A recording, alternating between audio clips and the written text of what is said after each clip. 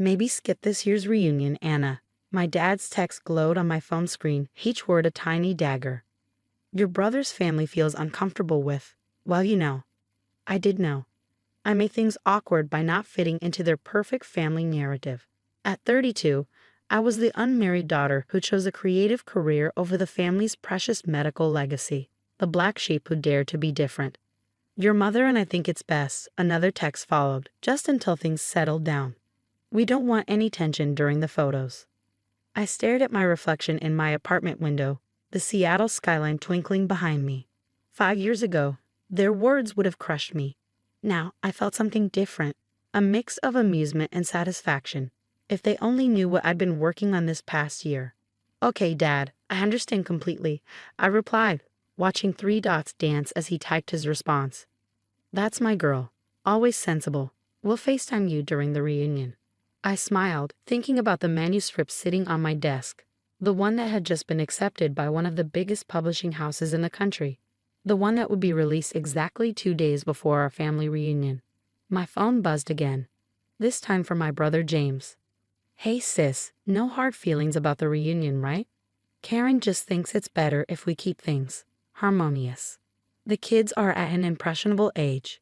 Karen, my sister-in-law, the perfect doctor's wife who'd given my parents the perfect grandchildren and maintained the perfect family image. The same Karen who'd spent years making subtle digs about my hobby writing and my alternative lifestyle choices. No hard feelings, I texted back. I'm actually quite busy that weekend anyway. Busy was an understatement. I'd be on a national morning show discussing my book, a memoir about growing up in a family obsessed with appearances, about breaking free from toxic expectations, and about finding success on your own terms. My editor had called it brutally honest and refreshingly real. The advance reviews were already creating buzz in literary circles. A stunning debut that peels back the layers of family dysfunction with surgical precision, one critic wrote. The irony of that medical metaphor wasn't lost on me. I walked to my desk, running my fingers over the final proof copy, The Perfect Image, a memoir of breaking free by Anna Chin. My family didn't know I'd been writing it. They didn't know about the book deal, the upcoming publicity tour, or the film rights already being discussed.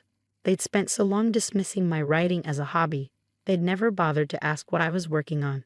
Even when I quit my corporate job last year to focus on my writing, they just sighed and asked when I was going to get serious about my life.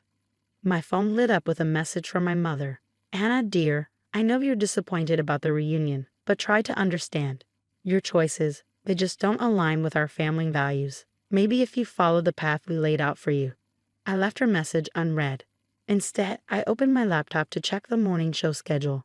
I'd be on right after the weather report, prime viewing time. The same time my family usually had their morning coffee. The same coffee shop where Karen held court every morning with other doctors' wives, the TV always on in the background. The same time my parents religiously watched their morning news while preparing for their day at the hospital. My phone buzzed again. This time it was my agent. Advance copies are being sent to major reviewers tomorrow. Your family hasn't gotten wind of this yet.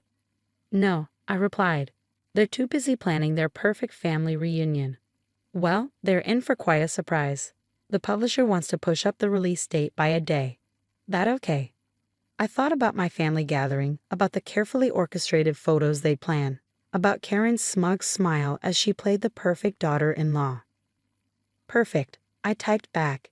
Absolutely perfect.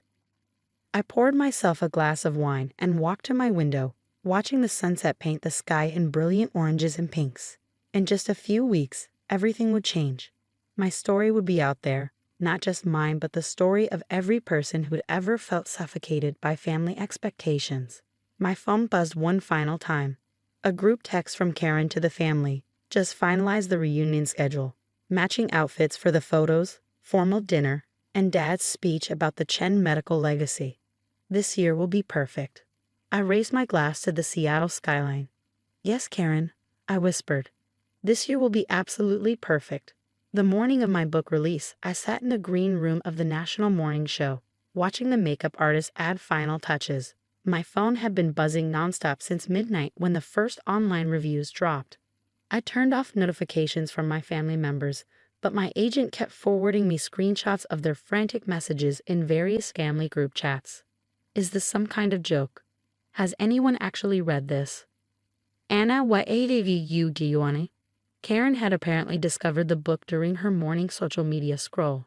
Right as it hit #1 on Amazon's new releases, her perfectly curated Instagram feed was now filled with angry comments about my betrayal. 5 minutes, Ms. Chen, a production assistant called out. I smoothed down my red dress, deliberately chosen to stand out against the beige and pastels my family preferred, and checked my reflection one last time. You're trending on Twitter, my agent whispered, showing me her phone. #perfectimage was mentioned 50,000 times in the last hour. The publisher is already talking about a second printing. I nodded, thinking about how my family would be watching this. Mom and Dad in their breakfast nook, Karen at her usual coffee shop table, James probably seeing it on the hospital break room TV. The segment started exactly as planned. The host, Sandra Mills, held up my book with its striking cover, a cracked family portrait with perfect smiles. Our next guest has written what critics are calling the most searing family memoir of the year. Please welcome Anna Chen, author of The Perfect Image. I walked out, smiled, and sat down, the cameras catching my calm demeanor. Anna, this book, it's extraordinary, Sandra began. You write about growing up in what looked like the perfect family from the outside. Successful parents, prestigious medical legacy, picture-perfect holidays. But underneath, I continued, was a family obsessed with appearances, where children weren't allowed to be themselves, where success was measured only by following a predetermined path, and where those who dared to be different were slowly but systematically excluded. Like you were recently excluded from your family reunion? I smiled, knowing this would hit home. Yes, exactly like that. I was told I made things awkward by not fitting their perfect image. My career choice, my lifestyle, my refusal to pretend. It all threatened their carefully constructed facade. And they don't know you're here today. They didn't know about the book until this morning. They spent so long dismissing my writing as a hobby that they never bothered to ask what I was working on. It's actually quite symbolic of our entire relationship. Their refusal to see me as I am, rather than who they wanted me to be. The interview continued, each question allowing me to dismantle the perfect image my family had maintained for decades, not with anger or bitterness, but with calm clarity and undeniable truth. Your brother's wife features prominently in the book, Sandra noted. You describe her as the ultimate enforcer of family perfection. Karen represents everything our family values: conformity, appearances, social status. She's not the villain of the story, she's just another player in a system that prioritizes image over authenticity. My phone vibrated in my pocket. A text from James. Do you have any idea what you've done to Karen? She's crying in Starbucks.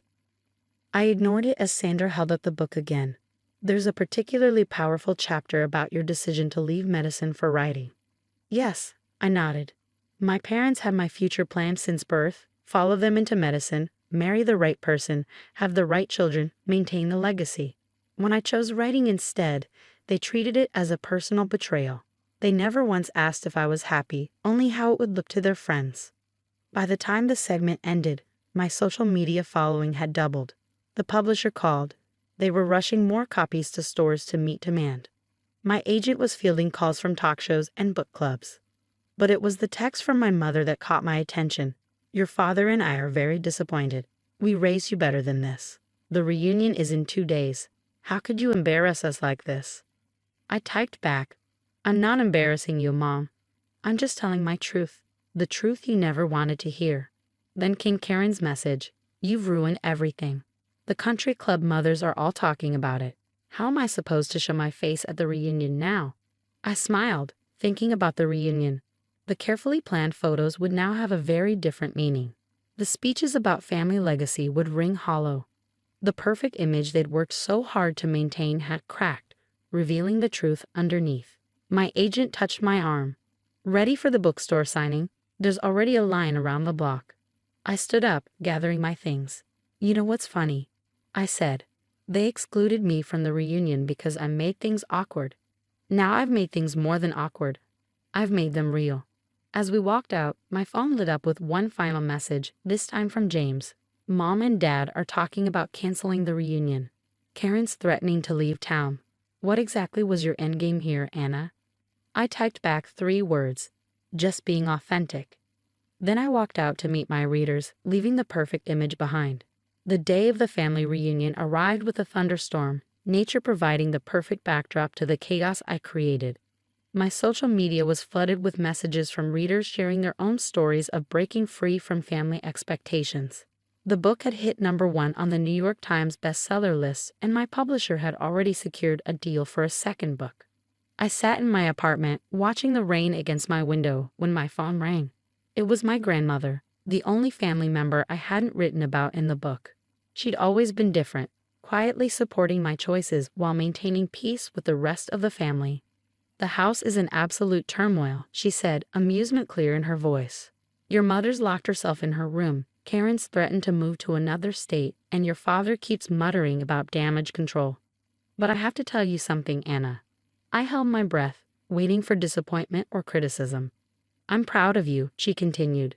Someone needed to crack that perfect facade. We've all been suffocating under it for too long. Tears welled up in my eyes. You're not angry about the book. Angry? Darling, I bought 10 copies and gave them to my bridge club. We've been discussing it all week. Margaret Johnson finally admitted her son's business trip was actually rehab. It started quite a revolution among the country club set. I laughed, imagining the ripple effect throughout their social circle. Then my grandmother's tone turned serious. They're still having the reunion, you know. Your mother refuses to cancel, says it would only confirm everything you wrote. But it's different now. The perfect image is shattered, and they don't know how to handle it. Are they still taking the formal photos?